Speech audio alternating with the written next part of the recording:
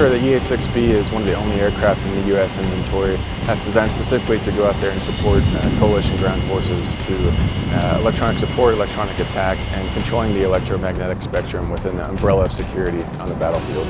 The EA-6B, we're capable of not only detecting certain signals of interest, but also bringing to bear some electronic countermeasures, if you will, to negate the enemy's abilities to use those against our troops on the ground. We have aircrew, obviously, but the main piece is really the maintainers, and we're just simply the guys who operate the airframe, and the maintainers and the guys who are turning the wrenches on the jet are the guys in our squadron who really deserve a lot of the credit. We see them every day.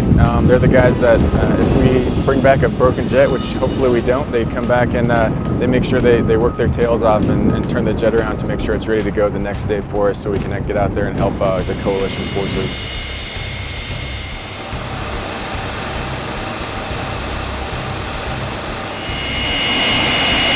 On an average day, it takes about 60 Marines maybe.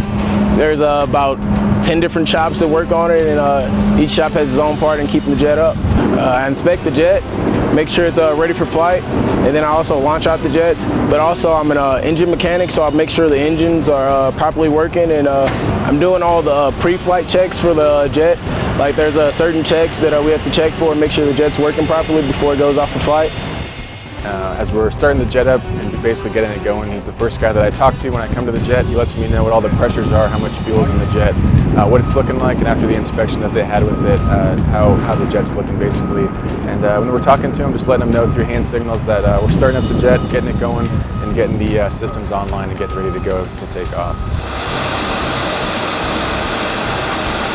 There's definitely a few integration challenges, but the whole time we've been here, the Air Force has been great to work with. The 455th has been nothing short of excellent to work with. They've been very great at providing any type of services we need to operate out of here. And it's been interesting as far as integrating two different services at the same time, but it hasn't been challenging in the least bit as far as getting what we need to make sure we execute the mission. Well, certainly there are always difficulties with just general communication, speaking the language that we speak as Marines, and trying to make sure that translates well to the Air Force and the Army and our other players. But for the most part, what we found is that the Air Force have been generous hosts. Getting along with them has certainly not been an issue. They've been able to provide us, certainly with all the capabilities that we need here for the maintenance aspects of our squadron, as well as providing all the bed down and other essential aspects to the mission that we require. Overall, it's been a very rewarding experience here in Bagram. We've been able to work with soldiers, sailors, airmen, Marines, not only them, but British soldiers. We've tanked off a French tanker. We worked with Italians down there on the ground. So it's really awesome to see the integration piece and working with all different forces basically to work together and towards one mission and getting the job done together. Well, certainly I've got to say that we get an immense sense of pride for supporting our brothers in the Marine Corps whenever we're airborne over their specific unit. But every member of the aircrew, every member of the squadron is dedicated to doing the utmost that we can to keep those troops safe.